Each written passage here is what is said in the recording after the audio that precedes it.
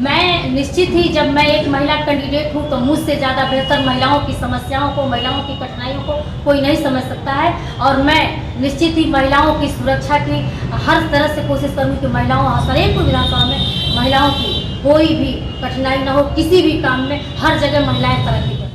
जनता हर वर्ग, हर जाति, हर धर्म की मेरे साथ जुड़ी है और जनता ने नारा बना लिया है कि इस बार विजय लक्ष्मी को ही लाना।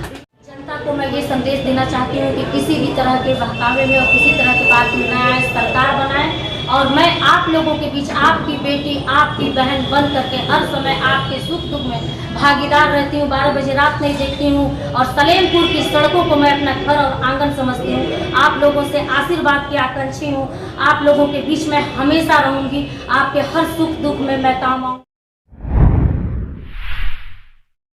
अभी हम लोग सलेमपुर विधानसभा में और यहाँ से हमारे साथ लाइव पे बनी हुई है विजय लक्ष्मी गौतम जी। जानकारी के लिए बता दूं कि 2022 के चुनाव में भारतीय जनता पार्टी ने अपना प्रत्याशी घोषित करके 341 विधानसभा सलेमपुर के लिए इनको चुनाव में उतारा है। तो आइए मिलते हैं इनसे और जानते हैं इनके चुनाव मुद्दे को कि किस मुद्दे के साथ बीजेपी ने इनको टिकट देकर 2022 के चुनाव में उतारा हुआ है और किस मुद्दे के साथ ये इतना बढ़ चढ़कर सलेमपुर विधानसभा में प्रचार प्रसार कर रही है। तो डेली लाइव न्यूज चैनल में स्वागत है आपका मैडम। सबसे मुख्य बात ये आ रही है कि आपने 2022 के चुनाव में आपने बीजेपी को चुना, ऐसा क्यों? मैं भारतीय जनता पार्टी की ही उम्मीदवार में थी और मैं चुनाव लड़ी थी, यहाँ रनर रही और किन्हीं भी कारणों से मेरा टिकट कटा, मैं नाराज हो गई। और आपने मैं सपा ज्वाइन किया, सपा से मैं चुनाव लड़ी और मैं लगातार क्षेत्र में जनता के बीच बनी रही और जनता के सुख दुख में कभी भी मैंने कोई बांट के राजनीति नहीं की कि ये सपा के वोटर हैं और ये बसपा के वोटर हैं और ये भाजपा के वोटर हैं। सलेमपुर विधानसभा की एक एक जात, एक एक धर्म, एक एक वर्ग के बीच मैं अपना मेहनत किया, सबके बीच अपना समय दी, सबके सुख दुख में मैं खड़ी रही। तो मैं एक जनप्रतिनिधि सबका होता है, किसी का बांट के नहीं होता। जनता हमारी है और जनता हमारे साथ है और भारतीय जनता पार्टी में मैं आई हूँ तो मेरा पुनः घर वापसी है। भारतीय जनता पार्टी ने हमें आशीर्वाद दिया है और भारतीय जनता पार्टी कर्म पे विश्वास करती है और मैंने लगातार क्षेत्र में जनता के बीच कर्म किया है। जनता की आवाज़ भारतीय जनता पार्टी को सुनाई दी है और भारतीय जनता पार्टी हमेशा कर्म पे विश्वास कर ना काम करने वालों को हमेशा निकाल के बाहर करती है।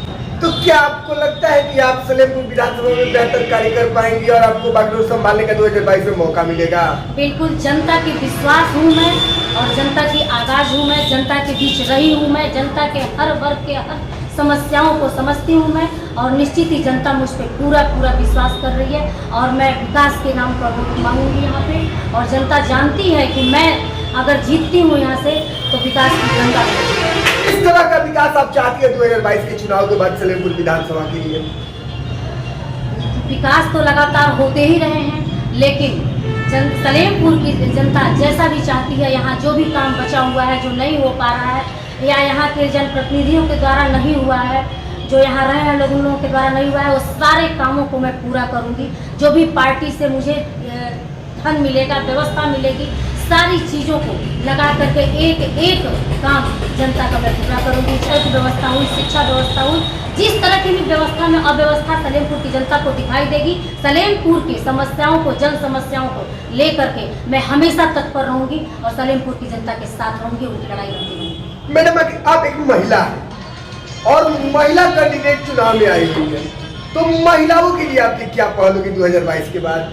मैं निश्चित ही जब मैं एक महिला कैंडिडेट हूँ तो मुझसे ज़्यादा बेहतर महिलाओं की समस्याओं को, महिलाओं की कठिनाइयों को कोई नहीं समझ सकता है और मैं निश्चित ही महिलाओं की सुरक्षा की हर तरह से कोशिश करूँगी कि महिलाओं सलेमपुर विधानसभा में महिलाओं की कोई भी कठिनाई न हो, किसी भी काम में हर जगह महिलाएं तरक्की कर रही है। तो क्या आपको लगता है कि सलेमपुर की जनता आपको सपोर्ट कर रही है 2022 के चुनाव में? मुझे एकदम लगता है जनता हर वर्ग, हर जाति, हर धर्म की मेरे साथ जुड़ी है और जनता ने नारा बना लिया है कि इस बार विजय लक्ष्मी को ही लाना।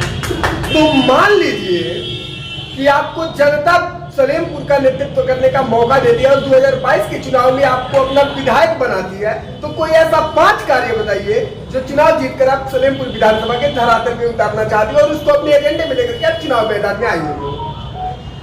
सबसे पहला काम कि यहाँ पे स्वास्थ्य व्यवस्था अभी मुझे लगता है कि कंप्लीट नहीं है। सलेमपुर में मेहरौना हुआ, लार हुआ, भागलपुर हुआ, वहाँ पे कोई दुर्घटना हो जाए या किसी को किसी भी तरह की कोई प्रॉब्लम, अचानक कोई बीमारी हो जाए तो सलेमपुर में उनको सुविधा नहीं मिलती है और इसके लिए हमको देवरिया जाना पड़ता है, गोरखपुर जाना पड़ता है। जाते जाते बहुत सारे लोग दम तोड़ देते हैं। तो मेरी सरकार आती है तो निश्चित रूप से अपनी सरकार से सारी व्यवस्था सलेमपुर में स्वास्थ्य के लिए हम लगाएंगे और हर तरह का जांच फैसिलिटी, हर तरह की डॉक्टर सुविधा और हर CSC PSC जितनी है सब अच्छे से काम करें और हमारे सलेमपुर की जनता के स्वास्थ्य पे मेरा पूरा फोकस है। दूसरा कि मैं शिक्षा व्यवस्था भी चाहूँगी कि यहाँ की बच्चियों के लिए, यहाँ के युवाओं के लिए जो शिक्षा व्यवस्था है वो बहुत ही बढ़िया हो, जो भी हो सकता है वो कंप्लीट हो। तीसरा, बिजली व्यवस्था पर जो गांव-गांव में जगह जगह ट्रांसफार्मर, जहां ज़्यादा से ज़्यादा जनसंख्या है और कम से कम उसका लगा हुआ है ट्रांसफार्मर, कहीं 23 kV का लगा है तो कहीं 63 kV का लगा है, इस तरह से लगा है, वो ज़्यादा से ज़्यादा पावर का बढ़ाया जाए ताकि लोगों को समस्या ना हो। लोग गाँव में 4-4 दिन 5-5 दिन ट्रांसफार्मर जल जाता है और बहुत परेशान होते हैं, मुझसे कहते हैं, और व्यवस्था नहीं हो पाती है। 5-5 दिन लोग बिना बिजली के रहते हैं। ये बहुत दुखद बात है कि इस युग में भी लोगों को 5-5 दिन 7-7 दिन बिजली के बिना रहना पड़ता है, जब हर समय लोग बिजली के साथ रहना चाहते हैं। तो ये तीसरा मेरा है। चौथा है कि हमारे सलेमपुर विधानसभा में जो मैं देख रही हूँ कि जल जमाव चारों तरफ है और जल जमाव के कारण लोगों की फसलें बहुत खराब हो रही हैं। तो मैं अगर सरकार मेरी बनती है और यहाँ के प्रशासन से लग करके जहाँ जहाँ बहता है नक्शे में, वहाँ जहाँ बह है वहाँ मैं पुलिया का निर्माण कराना चाहूँगी कि पुलिया हो और वह पानी अपने रास्ते से निकल जाए, किसी के खेतों में जल जमाव ना हो और इस तरह से कोई व्यवस्था हमारी दूषित ना हो।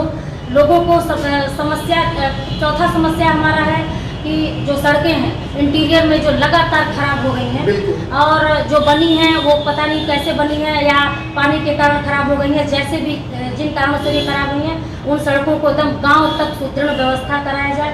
और पांचवा, महिला सुरक्षा।